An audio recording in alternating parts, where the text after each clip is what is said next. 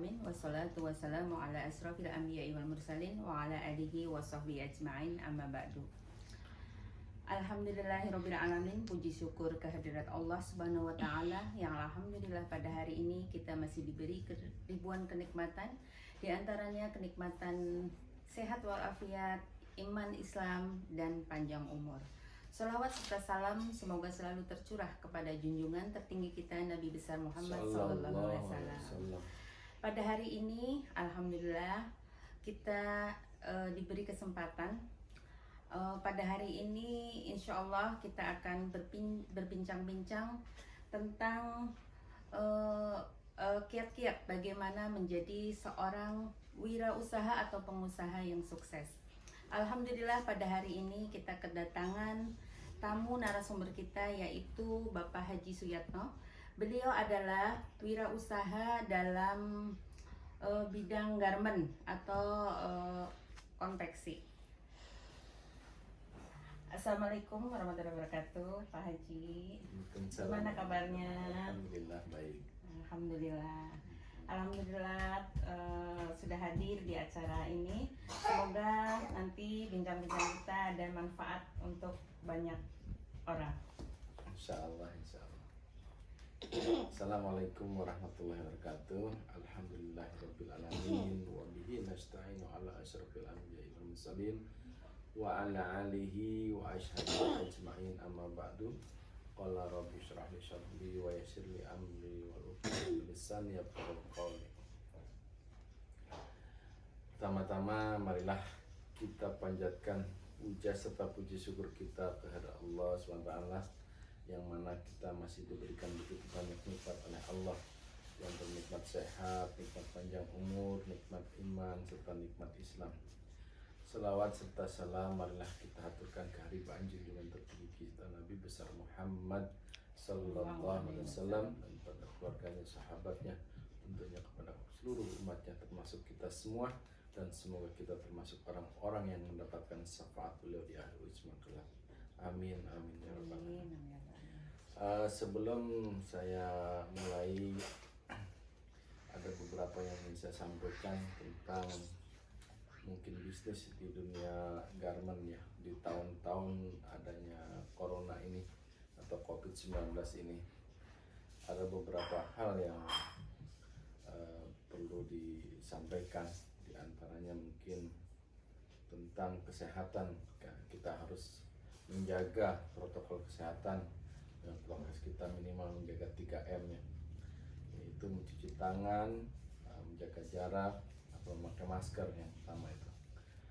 Setelah itu ya kita mulai berbincang-bincang tentang ekonomi di keadaan pandemi.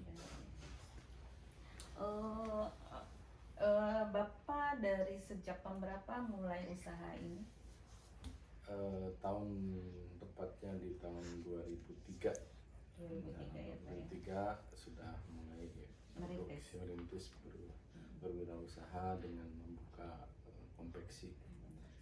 Waktu itu masih karyawan kurang lebih sekitar 2003 sekitar 20 orang karena sudah ada produksi. Seperti itu. Terus apa ya? Yang memotivasi Bapak untuk bisa membuka usaha, apakah ada pengalaman sehingga Bapak itu terjun ke bisnis garment?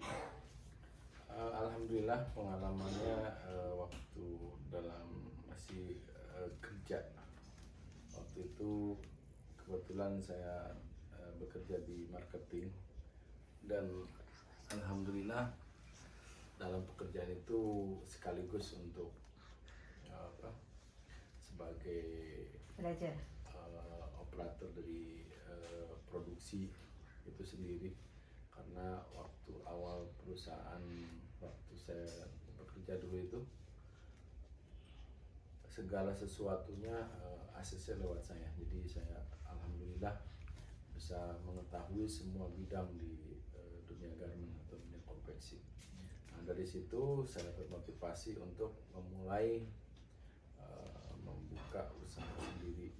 Tapi alhamdulillah perusahaan yang didirikan ini Karena saya pertama sudah menguasai lapangan dengan sudah berkeliling di beberapa daerah untuk memasarkan produk-produk dari produksi yang terdahulu. Alhamdulillah, jadi saya tidak terlalu kesusahan untuk memasarkan produk-produk yang kita buat sendiri. Oh, paling nggak Bapak itu sudah mengenal lingkungan di bidang garmen ya Pak ya? Iya betul. Dan malah saya termasuk orang yang memasarkan produk itu sendiri. Oh, alhamdulillah dari 2003 sampai ke 2001. Oh, 2021. Alhamdulillah cukup lama ya. Bagaimana tuh kiat-kiat untuk bisa mempertahankan ya Pak ya? Karena dalam usaha itu pasti ada naik turun. Itu bagaimana cara bisa mempertahankan hingga bisa sampai sekarang gitu? Nah itu step by step, dan kebetulan apakah Bapak itu langsung menjadi yang besar atau emang dari tidak. bawah, dari maaf ya, biasanya konveksi itu kan dari rumah langsung ini baru besar, apa Bapak melalui proses itu? Betul, prosesnya dari step by step, yaitu tahapan awal dari rumah, dari beberapa orang saja.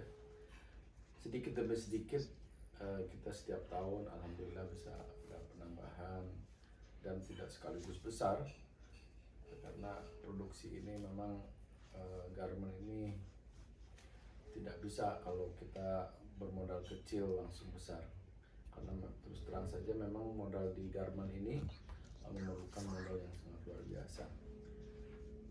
Jadi Bapak benar-benar mulai dari nol ya Pak ya? Dari nol, terus ya sedikit demi sedikit lah, ikuti pasaran, ikuti pesanan juga. Dengan sendirinya pesanan banyak, kita mulai produksi juga dengan ditambah dengan banyak, ikutin pesanan. Alhamdulillah dari mungkin omset waktu itu hanya sekitar 50-60 juta, sekarang sudah ya, cukup lah, sekitar 1 M masuk. Alhamdulillah ya. Bahkan kalau lebaran mungkin bisa 2 M. Masya Allah, Masya Allah. Terus untuk bisa mempertahankan itu gimana ya Pak? Maksudnya agar selalu konsisten gitu. Karena pasti kan di garment itu harus mengikuti model atau gimana gitu. Mempertahankan agar bisa terus gitu mengikuti pasar lebih eksis. Justru alhamdulillahnya kita bekerja sama dengan karyawan yang bagian desain grafis, dengan pola-pola model-model baru, dan ide-ide itu terbentuk dengan kerjasama. Yang pertama dari marketing, yang kedua kita kerjasama dengan bagian produksi, dan seminggu sekali kita kumpulkan masukannya dari bagian produksi, dan kita langsung salurkan ke bagian produksi. Alhamdulillah dengan kerjasama yang baik, jadi setiap minggu bukan setiap bulan kita selalu update model-model terbaru. Betul. Jadi insya Allah kalau model kita tidak ketinggalan, dan kita juga bekerja sama semua sama karyawan untuk saling mensupport, karena produksi di garment ini kalau salah satu saja tidak kompak, barangnya akan tersendat. Untuk itu kita betul-betul kerjasama antara bagian ke bagian satu, bagian dua. Dari bahan mentah lah ya. Dari bahan mentah kita produksi dari bahan, dari kita beli bahan baku, terus kita cutting, kita sablon, ada juga yang kita bordir, terus lalu kita jahit, packing, langsung dipak ke gudang, langsung kita pasarkan. Nah, di situ tapi mungkin kendalanya di stok barang. Nah, itu aja. Kalau tiba-tiba bahan naik, ya kita sedikit repot, karena kebanyakan yang belanja itu sudah berlangganan, dan biasa harganya kita selalu ambil marginnya tipis, karena biar bisa continue mempertahankan ya Pak ya. Harga, mempertahankan produk. Saingan ya Pak ya. Betul, karena saingannya luar biasa, dari rumahan sampai ke garmen besar, itu persaingan kita. Terus barang Bapak ini didistribusikan kemana aja? Apakah masih di dalam negeri atau udah sampai ke luar negeri? Alhamdulillah sebetulnya barang kita sudah ada yang keluar negeri, cuman memang terus terang saja karena SDM yang kurang, jadi kita hanya beberapa saja yang keluar negeri, tapi kebanyakan di dalam negeri, di pasaran lokal. Dan alhamdulillah beberapa department store yang sudah belanja tempat kita dan sebagai langganan kayak Ramayana, Transmart, Jogja Dev Store, Borobudur dan grosir-grosir lainnya alhamdulillah sudah bekerjasama Jadi dengan kita. kebanyakan itu masuk ke Depstar ya Pak ya? Departemen store itu. Terus produknya itu apa ya Pak? Produk kita lengkap sebetulnya. Saya pernah bikin baju bayi, baby set, terus baju anak, kaos-kaos anak, baju ABG, kaos ABG perempuan dan baju dewasa, dan baju pria, kaos, kemeja, celana jeans. Alhamdulillah kita sudah produksi semua. Jaket pun kita produksi. Namun yang jadi unggulan pasti kita produksi yang unggulan. Unggulan kita masih kaos pria dan kaos wanita. Jadi kaos ya Pak ya? Betul. Celana paling 25%. Celana juga sama. Kita dari celana anak sampai celana dewasa, pria wanita kita produksi. Alhamdulillah. Alhamdulillah, barokah ya Pak. Alhamdulillah, saya ikut senang mendengarnya. Ada seorang anak bangsa, seorang muslim yang bisa sukses di bidang garment. Terus menyikapi di tahun 2020 ya Pak. 2020 ini kan seluruh dunia itu sedang diuji dengan dengan adanya virus COVID-19. Dan udah setahun ini kita semua itu mengalami dampak COVID-19 ini. Bagaimana dengan usaha Bapak? Apakah ada berdampak dengan adanya pandemi ini?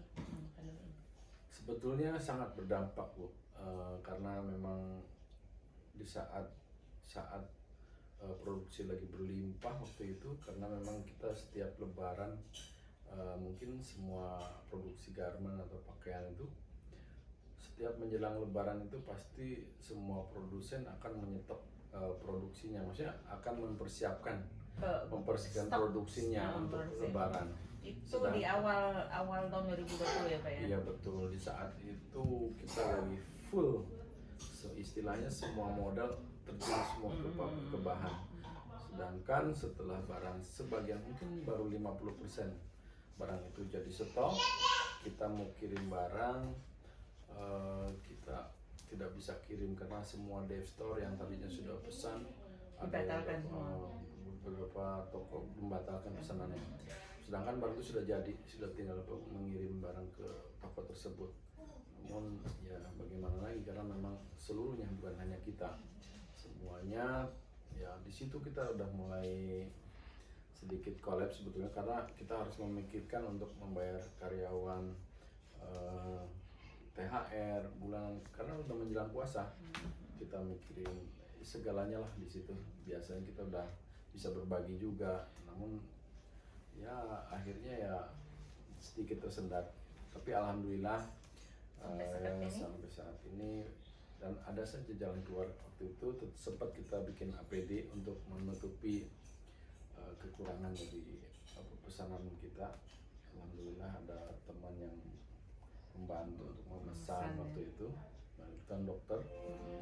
Ya dokter itu pesan APD hanya pertamanya satu, lalu dia pesan terus dikirim ke grup ID-nya. Akhirnya pesanannya alhamdulillah hari itu satu hari dari, karena dia sebar di grup ID, saya melayani pesanan itu sekitar 200 juta. Dari itu Ikatan Dokter Indonesia ya? Betul, ya pesan pribadi masing-masing, itu bukan itu pas awal-awal COVID. Jadi alhamdulillah sedikit masih banyak ada bisa ya? ditolong.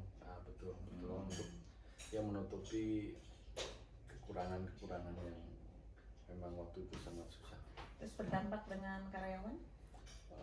Ada, kebetulan ada sekitar ya 25% lah, 20% lah yang karyawan yang terdampak. Sampai saat ini mungkin 10% yang masih belum bisa bekerja di tempat kami.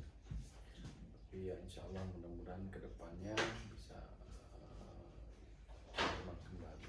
Mohon doanya juga agar tahun ini menjelang Ramadan tahun 2021 ini biar nanti bisa normal kembali, minimal bisa kita berbagi kembali. Amin, Dan amin. bisa sejahtera lah karyawan-karyawan kami. Sungguh sedih sebetulnya karena memang gaji karyawan sekarang belum begitu normal. Nah, yang mungkin Yang penting bisa berjalan dulu ya Pak ya. betul ya. Dan ada beberapa yang mungkin tidak bisa bekerja lagi karena memang dia juga takut untuk menghadapi corona ini. Nah, mau nggak mau kita terpaksa ya melepas itu PHK Jadi karyawan tersebut. dampaknya sangat besar ya Pak ya, dari pemasaran. Dampak dari pemasaran itu karena ada pusat belanja jadi berpengaruh dari produksi ya Pak ya. Dari produksi jadi berpengaruh dengan pekerja ya Pak. Betul. Pekerja jadi berkurang ya. Terima kasih pada hari ini Bapak telah sharing. Ini sebenarnya belum dikupas tuntas ya Pak ya. Belum. Baru Kupas. sekelumit aja. Dari awal 2003 sampai 2021 alhamdulillah masih bisa eksis terus walaupun ada pandemi ini, walaupun ada kendala, tapi alhamdulillah perusahaan Bapak masih bisa jalan. Amin. Walaupun tidak selancar yang dulu ya Pak ya. Iya. Dan semoga juga pandemi ini segera berakhir agar perekonomian Indonesia bisa bangkit lagi dan para pengusaha bisa kembali lancar gitu, kembali lancar. Dan tentunya jangan lupa kita minta pertolongan kepada Allah, semoga selalu dikasih jalan keluar dalam apapun pekerjaan kita, bisnis ataupun apa, kita sesungguhnya hanya minta pertolongan Allah dan perlindungan Allah. Terima kasih atas bincang-bincangnya Pak, semoga sekelumit perkataan ini bisa bermanfaat untuk khususnya saya dan bagi semua yang mendengarkan. Sebelum kita tutup acara ini, saya atas nama pembawa acara mengucapkan terima kasih dan mohon maaf atas segala kekurangannya. Wabillahi taufiq wal hidayah. Wassalamualaikum warahmatullahi wabarakatuh. Waalaikumsalam warahmatullahi wabarakatuh.